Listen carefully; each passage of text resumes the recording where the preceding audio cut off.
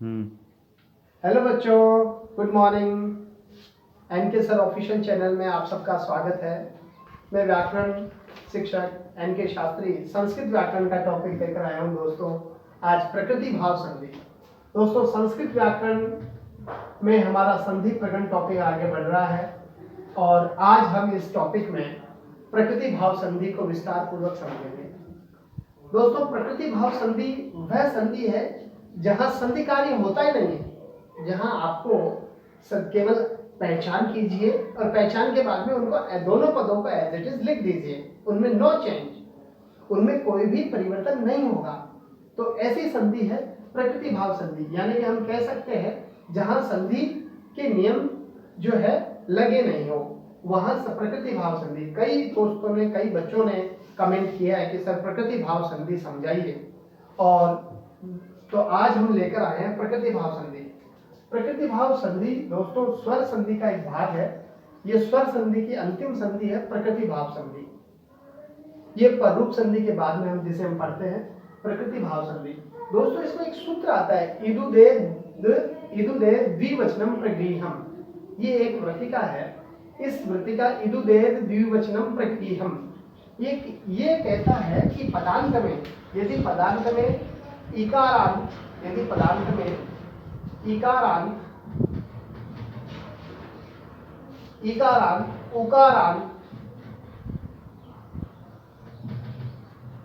तथा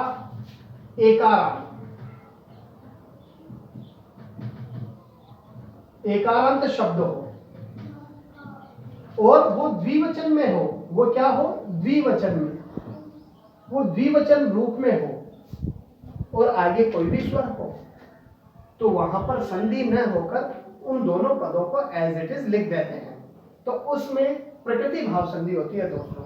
इसकी एक वृत्ति की मैंने बताई थी आपको, इदुदेद द्विवचनम प्रगृहम।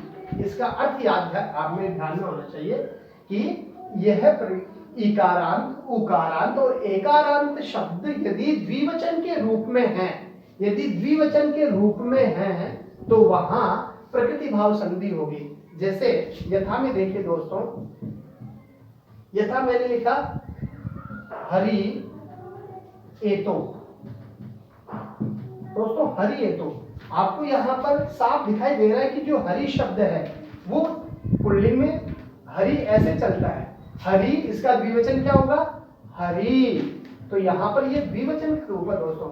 ये हरि शब्द जो है वो द्विवचन का है। इसका एक वचन क्या होगा, इसका एक वचन दोस्तों यहाँ ये होता है हरि हरि हरि हरय। तो ये द्विवचन में है।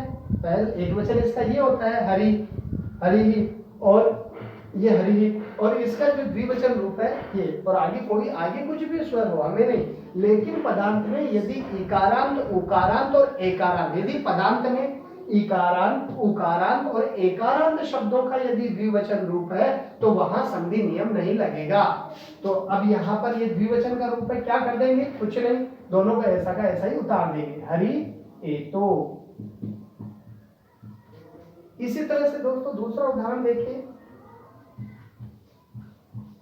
विष्णु इमो। विष्णु इमो। दोस्तों, यहां पर आप जो ये विष्णु शब्द देख रहे हैं ये उकारांत शब्द है, ये उकारांत शब्द है, और उकारांत शब्द के साथ साथ में वचन कौन सा है इसमें, एक वचन, ये द्विवचन रूप है। इसका एक वचन रूप होता है विष्णु। तो यहाँ पर ये द्विवचन का रूप है। प्रकृति भाव संधि क्या कहती है, यदि द्विवचन में है तो संधि कार्य नहीं होगा। तो ये द्विवचन विष्णु उकारांत शब्द का द्विवचन रूप है, इसलिए यहाँ पर प्रकृति भाव संधि हो गई, और प्रकृति भाव संधि को हम ऐसा का ऐसा ही उतारते हैं। तो इसका आंसर विष्णु उकारांत इमो as it is.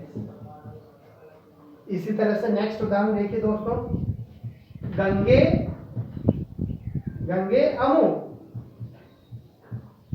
Gange Amo. दोस्तों, पदांत में देखिए गंगे, गंगे का मूल एक वचन में क्या होता है, गंगा, लता की तरह। यहाँ पर लता किस तरह है, लता लते, जैसे कि आपको लता शब्द में आप पढ़े होंगे, लता लते, तो लते कौन सा हुआ, द्विवचन, तो इसलिए सेम गंगा आकारांत शब्द है, आकारांत एकारांत गंगे, तो यहाँ पर एकारांत है द्विवचन में गंगा, और गंगे के गंगा का बाद में गंगे रूप बनता है, तो ये एकारांत हो गया। तो यहाँ पर ये एकारांत है, तो एकारांत गंगा शब्द कौन से में है? द्विवचन में, अर्थात एकारांत बन गया, ये उकारांत बन गया, ये इकारांत बन गया। तो इसमें संधि नियम नहीं लगेगा। यदि ये शब्द अपने द्विवचन में होंगे, इकारांत उकारांत और एकारांत शब्द अपने द्विवचन रूप वाले मूल रूप में होंगे, तो वहां पर संधि कार्य नहीं होगा, इसलिए वहां प्रकृति भाव संधि हो जाती है। कौन कहता है? सूत्र इदुदेद द्विवचनम प्रगृहम, यह संस्कृत सूत्र कहता है कि वहां पर संधि कार्य न करके उनको एज इट इज ऐसे ही लिख दिया जाता है, जैसा कि आप यहाँ देख रहे हैं। तो यहाँ पर गंगे को हम, ये द्विवचन रूप है, तो इसका आंसर क्या आएगा? गंगे अमो। इसी तरह से अब इस तरह से करते हैं हम, जैसे मैंने यहाँ मुनि अत्र लिखा। दोस्तों पहली बात तो इतना गैप है, ये इसमें इतना डिस्टेंस है, इससे पता लग रहा है।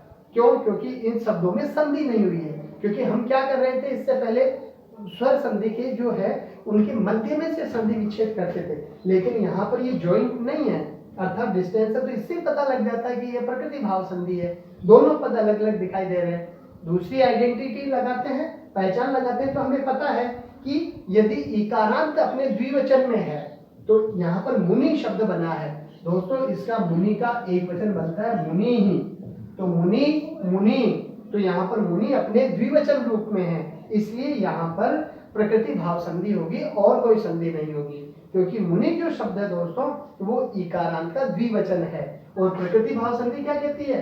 यदि पदार्थ में इकारांत हो, यदि उकारांत हो तथा एकारांत शब्द अपने द्विवचन रूप में हो, तो वहां संधि नियम नहीं लगता है, वहां प्रकृति भाव संधि होती है। इसलिए मुनि जो है यहाँ पर अब इसका विच्छेद करेंगे, संधि विच्छेद, तो पता करें कौन सा नियम लगाएं। नियम नंबर 1 कि एक तो इसमें बहुत दूरी है, डिस्टेंस है। दूसरा इसमें पता लगता है क्योंकि हम संधि पहले क्या बताया था, मैंने बताया था कि संधि को मध्य सेंटर में से तोड़ते हैं, सेंटर में से छेद करते हैं। दूसरी पहचान इसमें क्या लग रही है कि ये जो है ये इकारांत शब्द लग रहा है, अर्थात द्विवचन का रूप लग रहा है। तो ये दोस्तों द्विवचन का रूप है, और तो द्विवचन का रूप है तो प्रकृति भाव संधि में द्विवचन होता ही है तो ये इकारांत क्या होगा? एज इट इज लिख दीजिए, मुनि प्लस अत्र हो जाएगा। बस इसको विच्छेद करना, ऐसा कैसा, यहाँ बीच में जो डिस्टेंस होता है वहां प्लस करना है, आपको कुछ भी नहीं करना है, वहां प्लस करना है, प्लस हो जाएगा। इसी तरह से दोस्तों दूसरा देखिए, लते एते, जैसे हमने लिया लते एते। तो दोस्तों यहाँ पर आप देख रहे हैं ये डिस्टेंस इतना लंबा, डिस्टेंस थोड़ा ज्यादा है। दूसरा यहाँ पर लते शब्द बना है, लते बनता है द्विवचन में, लता लते लताहा, तो यहाँ पर जो है लते शब्द बना है। तो लते शब्द के कारण ये प्रकृति भाव संधि हो गई। कुछ नहीं करना, यहाँ प्लस करना है, बस संधि विच्छेद हो जाएगा। तो ये लीजिए लते और प्लस एते। तो ये दोस्तों ये प्रकृति भाव संधि मैंने आपको आज समझाई। रिपीट करते हैं दोस्तों, रिवीजन। प्रकृति भाव संधि इदुदेद द्विवचनम प्रगृहम, वर्तिका के अनुसार यदि पदांत में इकारांत उकारांत एकारांत शब्द अपने द्विवचन रूप में होते हैं तो वहां संधि कार्य न होकर के प्रकृति भाव होता है। अर्थात प्रकृति भाव का मतलब है कि उनको हम ऐसे के ऐसे ही उतार देते हैं, लिख देते हैं, और इससे ही प्रकृति भाव संधि कहते हैं। आप ये याद रखना कि उकारांत इकारांत और एकारांत शब्द, जैसे ई हरि में कौन सा है? ईकारांत है। विष्णु में ये उकारांत है। गंगे ये एकारांत है। मुनि ये इकारांत है। लते ये एकारांत है। तो इसलिए इकारांत उकारांत एकारांत यदि अंत में है और वो अपने द्विवचन रूप में है तो वहां संधि नहीं होगी, वहां प्रकृति भाव होगा। अर्थात हम उनको वैसे के ऐसे एज इट इज उतार देते हैं। उम्मीद करता हूं दोस्तों मेरा ये वीडियो आपको बेहद पसंद आया होगा और आपने प्रकृति भाव संधि को समझा, सीखा, उसके लिए धन्यवाद। आप ऐसे ही मेरे साथ बने रहिए और मेरे चैनल को लाइक, शेयर और सब्सक्राइब करना न भूलें। Thank you. जय तु संस्कृतम।